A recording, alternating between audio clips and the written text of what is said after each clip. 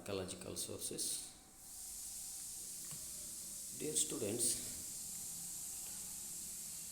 archaeological sources is nothing but it's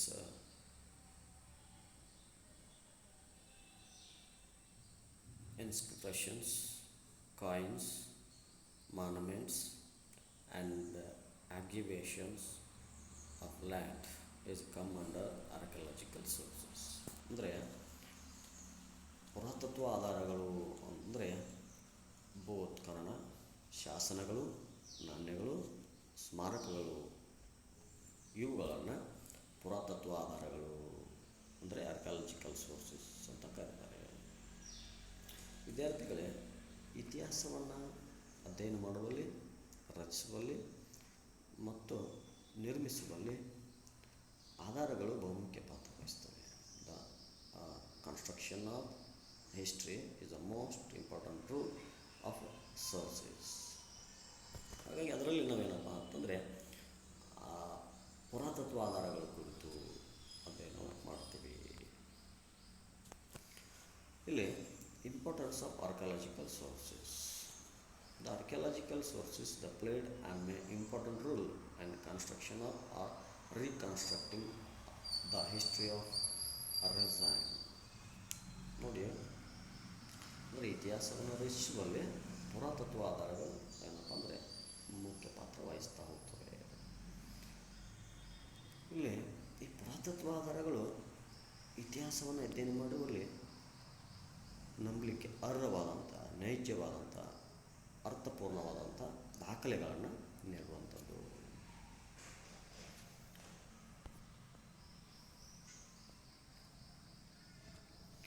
ಹಾಗಾದರೆ ಇಲ್ಲಿ ಆದಿಮಾನವ ಕುರಿತು ಅಥವಾ ಇತಿಹಾಸದಲ್ಲಿ ನಡೆದು ಹೋದಂಥ ಘಟನೆ ಕುರಿತು, ಇಲ್ಲಿ ನಾಗರಿಕತೆ ಕುರಿತು, ಏನಪ್ಪ ಅಂದರೆ ರಾಜ್ಯ ಮನೆತನಗಳ ಕುರಿತು ಹೆಚ್ಚಿನ ಮಾಹಿತಿಯನ್ನು ಕಲೆ ಹಾಕುವಲ್ಲಿ ಅಥವಾ ಏನು ಕಳೆದು ಹೋದಂಥ ಒಂದು ಏನು ದಾಖಲೆಯ ಕೊರತೆಯನ್ನು ಏನಪ್ಪ ಅಂದರೆ ಭೂ ಉತ್ಖನನಗಳು ತುಂಬುತ್ತವೆ.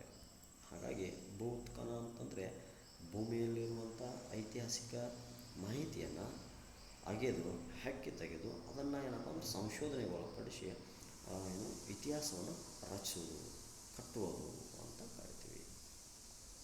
ಹಾಗಾಗಿ ಉದಾಹರಣೆಗೆ ನೋಡು, W.C. ಬ್ಯಾನರ್ಜಿ, ದಯಾರಾಮ್ ಸಾಹ್ನಿ ಅನ್ನುವಂಥವರು ಒಂದು ಹರಪ್ಪ ನಾಗರಿಕತೆಯನ್ನು ಏನಪ್ಪ ಅಂದರೆ ಭೂ ಉತ್ಖನನಕ್ಕೆ ಒಳಪಡಿಸಿ ಮೊದಲ ಬಾರಿಗೆ ಏನು ಮಾಡಲಾಯಿತು, ಅದನ್ನು ಆ ನಾಗರಿಕತೆಯನ್ನು ಅನಾವರಣಗೊಳಿಸಲಾಯಿತು ಅಥವಾ ಜಗತ್ತಿಗೆ ಪರಿಚಯಿಸಲಾಯಿತು ಅಂತ ಗಮನಿಸ್ತೀವಿ.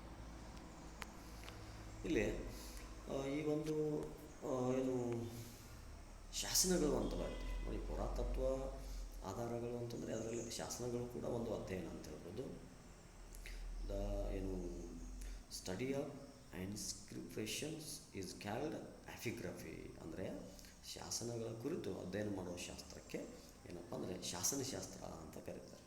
ಅಂದರೆ ರಾಜ್ಯ ಮನೆತನಗಳ ಬಗ್ಗೆ, ರಾಜನ ಬಗ್ಗೆ ಅಥವಾ ಒಂದು ಕಾಲಘಟ್ಟದ ಬಗ್ಗೆ ಏನಪ್ಪ ಅಂದರೆ ಲಿಖಿತ ರೂಪದಲ್ಲಿ ಸಿಗುವಂಥ ದಾಖಲೆಗಳನ್ನು ಏನಪ್ಪ ಅಂದರೆ ಶಾಸನಗಳು ಅಂತ ಕರೀತಾರೆ. ಅಂಥ ಶಾಸನಗಳನ್ನು ಏನಪ್ಪ ಅಂದರೆ ಸ್ತಂಭಗಳ ಮೇಲೆ, ಕಲ್ಲುಗಳ ಮೇಲೆ, ನಾಣ್ಯಗಳ ಮೇಲೆ, ಕಟ್ಟಿಗೆಗಳ ಮೇಲೆ ಏನು ಮಾಡಲಾಗಿತ್ತು, ಬರೆಯಲಾಗಿತ್ತು ಅಂತ ಗಮನಿಸ್ತೀವಿ. ಇಲ್ಲಿ ಅತಿ ಪ್ರಾಚೀನ ಶಾಸನಗಳನ್ನು ನಾವು ಗಮನಿಸಿದರೆ ಅದು ಏನಪ್ಪ ಅಂದರೆ ಚಿತ್ರಲಿಪಿಯ ರೂಪದಲ್ಲಿ ಸಿಕ್ಕಂಥ ಹರಪ್ಪ ನಾಗರಿಕತೆ ಶಾಸನಗಳು ಮತ್ತು ಅಶೋಕನ ಶಾಸನಗಳು ಅತಿ ಪ್ರಾಚೀನ ಸ್ವರೂಪಗಳನ್ನು ಪಡಿತವೆ. ಏನಪ್ಪ ಅಂದರೆ ಅವುಗಳು ಒಂದು ಅಶೋಕನ ಶಾಸನಗಳು ಹೆಚ್ಚು ಬ್ರಾಹ್ಮಿ, ಕುರಿಸ್ಟಿ, ಗ್ರೀಕ್, ಅರಾಮಿಕ್, ಪ್ರಾಕೃತ್, ಪಾಲಿ ಹೀಗೆ ವಿವಿಧ ಭಾಷೆಗಳಲ್ಲಿ ಏನಪ್ಪ ಅಂದರೆ ಪ್ರಾಚೀನ ಶಾಸನಗಳು ದೊರೆತಾ ಹೋಗ್ತವೆ. ಇಲ್ಲಿ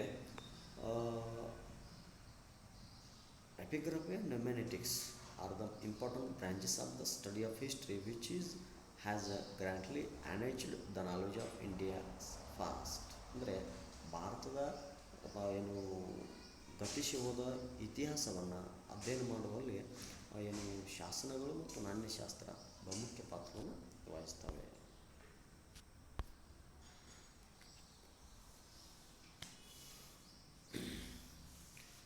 ಇಲ್ಲಿ ನೋಡಿ, ಆರ್ಕಿಯಾಲಜಿಕಲ್ ಮಾನ್ಯುಮೆಂಟ್ಸ್ ಅಂದರೆ ಪುರಾತತ್ವ ಸ್ಮಾರಕಗಳು ಅಂತೇಳಿ.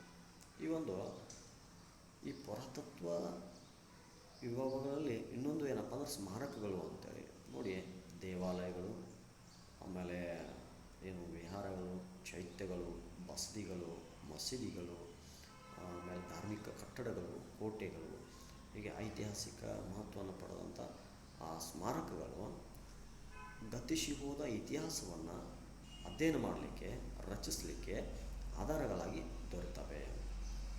ಉದಾಹರಣೆಗೆ, ಈ ರಾಷ್ಟ್ರಕೂಟರ ಬಗ್ಗೆ ನಾವು ಅಧ್ಯಯನ ಮಾಡುವಂಥ ಸಂದರ್ಭದಲ್ಲಿ ಏನು ಎಲ್ಲೋರದಲ್ಲಿ ನಿರ್ಮಾಣವಾದಂಥ ಕೈಲಾಸನಾಥ ದೇವಾಲಯ ಅಂತ ಗಮನಿಸ್ತೀವಿ. ಆ ಒಂದು ಕೈಲಾಸನಾಥ ದೇವಾಲಯ ಏನಪ್ಪ ಅಂದರೆ ರಾಷ್ಟ್ರಕೂಟರ ಕುರಿತು ಮಾಹಿತಿಯನ್ನು ನೀಡ್ತಾ ಹೋಗುತ್ತೆ. ಹಾಗೆ ನಾವು ಏನಪ್ಪ ಅಂದರೆ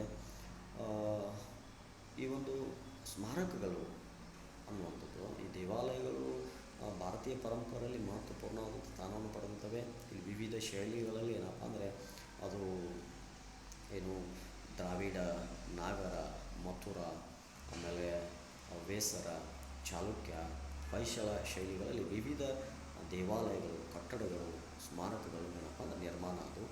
ಹಾಗೆ ಏನಪ್ಪ ಅಂದರೆ ಇಲ್ಲಿ ದೆಹಲಿ ಸುಲ್ತಾನರು ಮತ್ತು ಮೊಘಲರ ಪ್ರಭಾವದಿಂದಾಗಿ ಇಂಡೋ ಇಸ್ಲಾಮಿಕ್ ಶೈಲಿಯ ಏನಪ್ಪ ಅಂದರೆ ಗುಮ್ಮಟಗಳು, ಕಮಾನುಗಳು, ಗೋಪುರಗಳಿಂದ ಕೂಡಿದಂಥ ಇಂಡೋ ಇಸ್ಲಾಮಿಕ್ ಶೈಲಿಯ ಸ್ಮಾರಕಗಳು ಭಾರತದಲ್ಲಿ ನಿರ್ಮಾಣವಾದವು.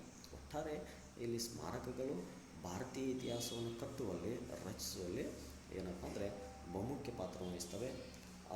ಈ ಸ್ಮಾರಕಗಳು ಒಂದು ದೇಶದ ಏನಪ್ಪ ಅಂದರೆ ನೈಜವಾದಂಥ ಕಣ್ಣಿಗೆ ನೋಡಲಿಕ್ಕೆ ಸಿಗುವಂಥ ಇತಿಹಾಸವನ್ನು ಪುನರಾವಲೋಕನ ಮಾಡುವಂಥ ಏನಪ್ಪ ಅಂದರೆ ಐತಿಹಾಸಿಕ ದಾಖಲೆಗಳಾಗಿರ್ತವೆ. ಅವುಗಳು ದೇಶದ ಸೌಂದರ್ಯವನ್ನು, ಶ್ರೀಮಂತಿಕೆಯನ್ನು ಹೆಚ್ಚಿಸ್ತವೆ ಎಂದು ಗಮನಿಸ್ತೀವಿ.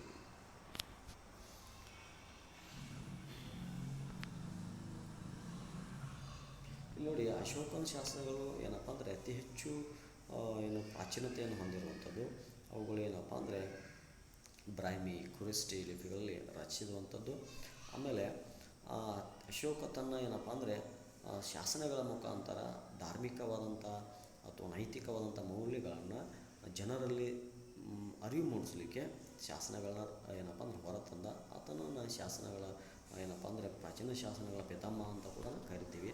ಹಾಗೆ ಕರ್ನಾಟಕದಲ್ಲಿ ಆತನ ಹಲವಾರು ಏನಪ್ಪ ಅಂದರೆ ಶಾಸನಗಳು ಏನಪ್ಪ ಅಂದರೆ ಸಿಗ್ತವೆ. ಅದರಲ್ಲಿ ಮಸ್ಕಿ, ಜಂಟಿಂಗ ರಾಮೇಶ್ವರ, ಪಾಲ್ಕಿಗುಂಡ, ನಿಟ್ಟೂರು ಮುಂತಾದ ಸ್ಥಳಗಳಲ್ಲಿ ಸಿಗ್ತವೆ. ಹಾಗೆ ಐಹೊಳೆ ಶಾಸನ ಅಂತ ಬರುತ್ತೆ ನೋಡಿ.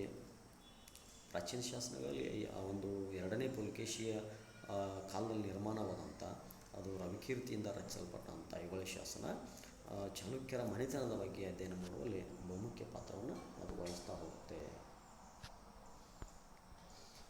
ಹಾಗೆ ಇಲ್ಲಿ ನಾನು ಆವಾಗಲೇ ಹೇಳಿದಂತೆ ನಾಣ್ಯಗಳು ಒಂದು ಪುರಾತತ್ವ ದಾಖಲಾತಿಗಳಲ್ಲಿ ಅಥವಾ ಪುರಾತತ್ವ ಆಧಾರಗಳಲ್ಲಿ ನಾಣ್ಯಶಾಸ್ತ್ರವು ಕೂಡ ಮಹತ್ವವಾದಂಥ ಪಾತ್ರ ವಹಿಸ್ತದೆ. ಹಾಗಾಗಿ ಸ್ಟಡಿ ಆಫ್ ಕಾಯಿನ್ಸ್ ಇಸ್ ಕ್ಯಾಲ್ಡ್ ನೊಮೆನೆಟಿಕ್ಸ್ ಅಂದರೆ ನಾಣ್ಯಗಳ ಕುರಿತು ಅಧ್ಯಯನ ಮಾಡುವಂಥ ಶಾಸ್ತ್ರಕ್ಕೆ ನಾಣ್ಯಶಾಸ್ತ್ರ ಅಂತ ಕರಿತೀವಿ. ಈ ನಾಣ್ಯಗಳು ಪ್ರಾಚೀನ ಕಾಲದ ಏನಪ್ಪ ಅಂದರೆ ಲೋಹಗಳಲ್ಲಿ ಅಂದರೆ ಬೆಳ್ಳಿ, ತಾಮ್ರ, ಸೀಸ, ಚಿನ್ನ, ಸತ್ತು ಇವುಗಳ ಮೇಲೆ ಏನಪ್ಪ ಅಂದರೆ ರಚಿಸಲ್ಪಟ್ಟಂಥ ಅಥವಾ ಅವುಗಳ ಮುಖಾಂತರ ವಿವಿಧ ಲೋಹಗಳ ಮುಖಾಂತರ ಆ ನಾಣ್ಯಗಳು ರಾಜರುಗಳು ಹೊರತರ್ತಾಯಿದ್ರು. ಆ ನಾಣ್ಯಗಳು ಏನಪ್ಪ ಅಂದರೆ ಆ ಕಾಲದ ಒಂದು ಧಾರ್ಮಿಕತೆ, ಆರ್ಥಿಕತೆ, ಸಾಮಾಜಿಕ ವ್ಯವಸ್ಥೆ, ಹಾಗೆಯೇ ರಾಜನ ಕಾಲಾನುಕ್ರಮಣಿಕೆ, ಘಟನೆಯ ಬಗ್ಗೆ ಏನಪ್ಪ ಅಂದರೆ ಮಾಹಿತಿಯನ್ನು ಒದಗಿಸುವಂಥದ್ದು. ಒಂದು ಅತಿ ಪ್ರಾಚೀನ ನಾಣ್ಯಗಳಲ್ಲಿ ಪಂಚ್ ಮಾರ್ಕ್ ಕಾಯಿನ್ಸ್ ಅಂತಂದರೆ ಪಂಚ್ ಮಾರ್ಕ್ ನಾಣ್ಯಗಳು ಏನಪ್ಪ ಅಂದರೆ ಮೌರ್ಯ, ಗುಪ್ತ ಕಾಲದಲ್ಲಿ ಗಮನಿಸಲಾಗುತ್ತೆ. ಉದಾಹರಣೆಗೆ ನಿಸ್ಕ, ಪದ್ಮಟಂಕ, ಆಮೇಲೆ ದಿನಾರ್ ಈ ನಾಣ್ಯಗಳನ್ನು ಏನಪ್ಪ ಅಂದರೆ ಭಾರತೀಯ ನಾಣ್ಯ ವ್ಯವಸ್ಥೆಯಲ್ಲಿ ಗುರುತಿಸಲಾಗುತ್ತೆ.